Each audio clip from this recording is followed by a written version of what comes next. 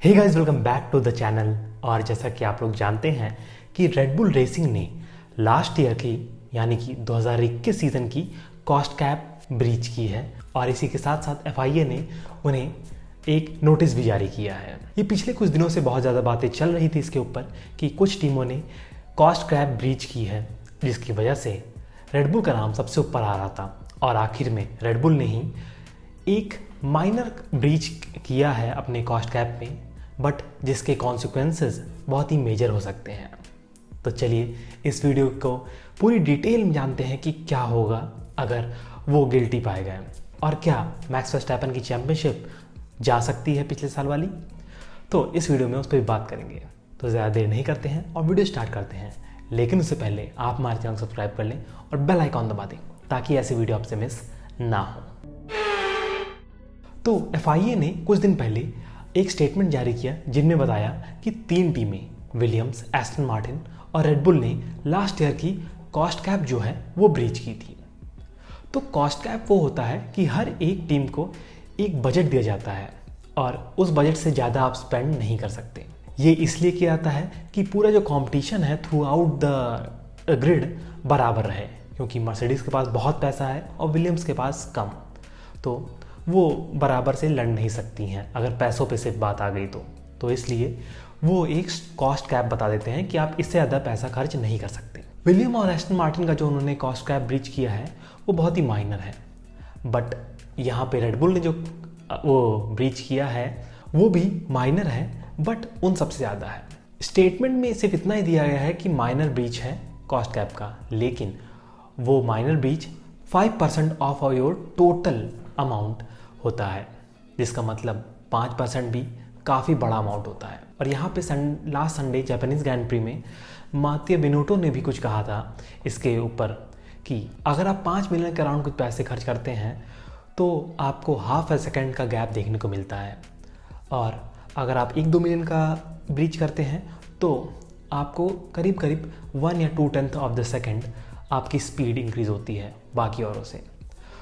ये काफ़ी टेक्निकलिटी है, तो इन दोनों चीज़ में पैसे और टाइम में रिलेशन निकाला गया था। इस पे ज़्यादा डिटेल में नहीं आते हैं।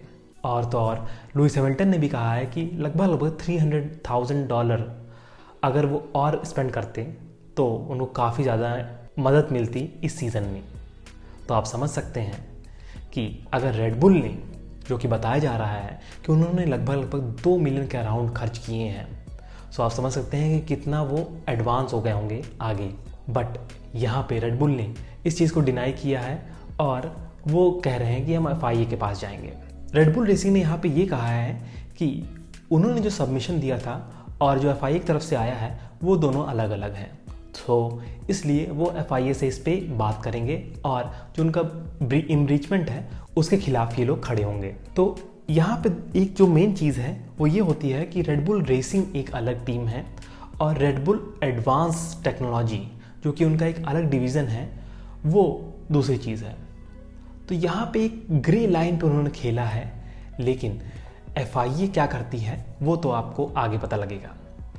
बट रेड बुल रेसिंग ने अपना जो कुछ पैसा है वो एडवांस टेक्नोलॉजी की तरह के नाम से लगाया था।